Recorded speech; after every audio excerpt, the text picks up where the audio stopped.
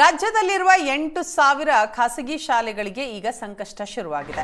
2025-26ನೇ ಸಾಲಿನ ಖಾಸಗಿ ಶಾಲೆಗಳ ಮಾನ್ಯತೆ ನವೀಕರಣ ಆಗುತ್ತೆ. ಶಾಲೆಗಳ ಮಾನ್ಯತೆ ನವೀಕರಣಕ್ಕೆ ಅರ್ಜಿ ಸಲ್ಲಿಸೋದಕ್ಕೆ ಕೊನೆ ದಿನ. ಇಡೀ ರಾಜ್ಯದಲ್ಲಿ 10% ಶಾಲೆಗಳು ಮಾತ್ರ ಅರ್ಜಿ ಸಲ್ಲಿಕೆ ಮಾಡಿವೆ. ರಾಜ್ಯದಲ್ಲಿ ಸುಮಾರು 18,000 ಖಾಸಗಿ ಶಾಲೆಗಳಿವೆ. 8,000 ಶಾಲೆ ಮಾನ್ಯತೆ ನವೀಕರಣಕ್ಕೆ ಅರ್ಜಿ ಹಾಕಬೇಕಾಗಿತ್ತು. ಆದರೆ ಇದುವರೆಗೆ 10% ಶಾಲೆಗಳು ಮಾತ್ರ ಅರ್ಜಿ ಸಲ್ಲಿಸಿದ್ದಾವೆ. ಉಳಿದ ಖಾಸಗಿ ಶಾಲೆಗಳಿಗೆ ಅರ್ಜಿ ಸಲ್ಲಿಸಲು ಸಾಧ್ಯವಾಗಿಲ್ಲ.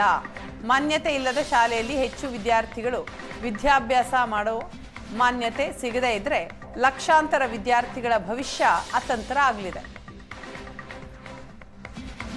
ಸರ್ಕಾರಕ್ಕೆ ಕೃಪಾ ಸಂಘಟನೆ ಅಧ್ಯಕ್ಷ ಲೋಕೇಶ್ ತಾಳಿಕಟ್ಟೆ ಪತ್ರ ಬರೆದಿದ್ದಾರೆ.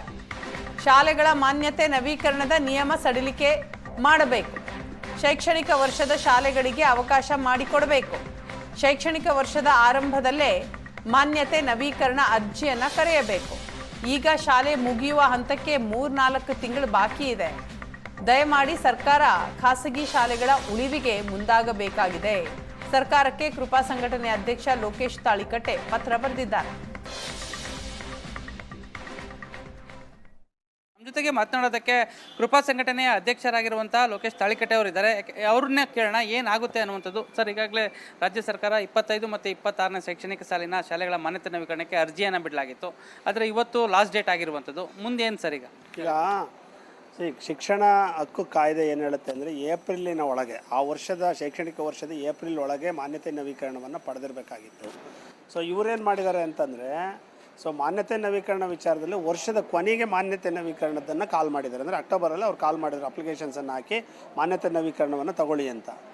ಅದು ಖಂಡಿತ ಕಾನೂನು ಬಾಹಿರ ಆಗುತ್ತೆ. ಒಂದು. ಎರಡನೇದಾಗಿ ಈಗಾಗಲೇ ಮಕ್ಕಳುಗಳು ಆ ಶಾಲೆಗಳಲ್ಲಿ ಓದ್ತಾ ಇದ್ದಾವೆ. ಈಗ ಮಾನ್ಯತೆ ನವೀಕರಣಕ್ಕೆ ಹಾಕಿರುವಂತಹ ನಿಬಂಧನೆಗಳದವಲ್ಲ, ಆ ನಿಬಂಧನೆಗಳಲ್ಲಿ ಕೆಲವನ್ನು ಬಹುತೇಕ ಶಾಲೆಗಳು ಪೂರೈಸೋದಕ್ಕಾಗಲ್ಲ. ಈಗ ಫೈರ್ ಸೇಫ್ಟಿ, ಬಿಲ್ಡಿಂಗ್ ಸೇಫ್ಟಿ ಮಾಡಬೇಕು, ಎಸ್, ಅವನ್ನ ತಗೋಬೋದು.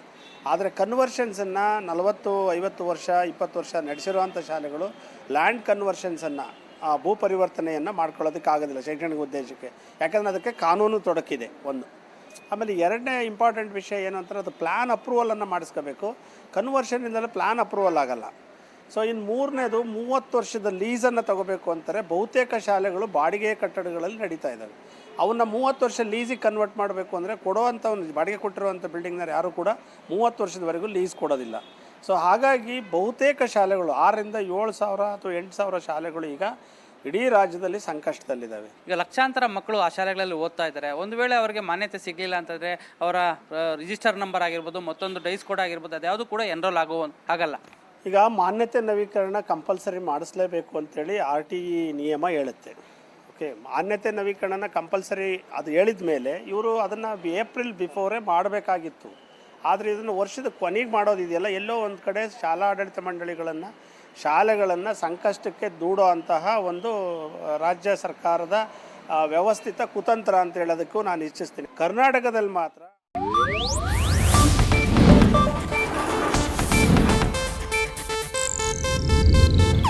ಇದು ಏಷ್ಯಾನೆಟ್ ನ್ಯೂಸ್ ನೆಟ್ವರ್ಕ್ ಪ್ರಸ್ತುತಿ.